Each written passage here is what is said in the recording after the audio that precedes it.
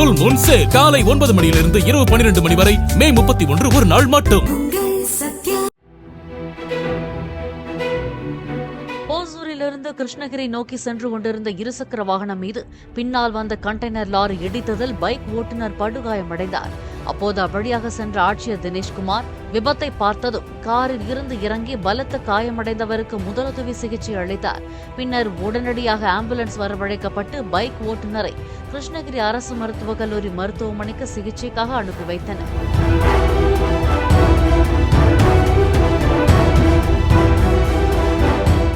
Full Moon sale காலை 9 மணியிலிருந்து இரவு 12 மணி வரை மே 31 ஒரு நாள் மட்டும். பிளே ஸ்டோர் மற்றும் ஆப் ஸ்டோரில் இருந்து பாலிமர் செயலியை QR கோடு மூலம் பதிவிறக்கம் செய்யுங்கள். செய்திகளை உடனுக்குடன் பெறுங்கள்.